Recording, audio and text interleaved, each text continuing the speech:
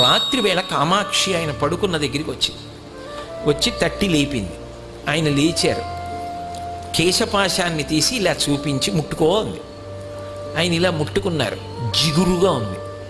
ఏమ్మా జుట్టు జిగురుగా ఉందన్నారు. పాలు పోసి వెళ్ళిపోయావు అని. అమ్మా నీ గుడి పునర్నిర్మాణం చేయాలని తాపత్రయపడ్డానమ్మా అన్నారు. ఏమయ్యా గుడి పునర్నిర్మాణం చేయడానికి నువ్వు సంపాదించాలా? నన్ను అడిగితే నేను ఇవ్వను. దానికోసం నా జుట్టు ఇలా వదిలి వెళ్ళిపోయావా? చూడు పాలకంపు ఎంత సువాసనలు రావలసిన జుట్టునది. వెనక్కి వచ్చి అభిషేకం చెయ్యండి. రాత్రికి రాత్రి ఆయన బ్రిటిష్ ప్రభుత్వం వారిని అడిగారు తలుపులు తీయమని. తీశారు. వాళ్ళు గౌరవం కొంది. వాళ్ళకి ఆ గౌరవం ఉండేది. తలుపులు తీస్తే వారు గబగబా వచ్చి కంచిలో అమ్మవారికి మళ్ళీ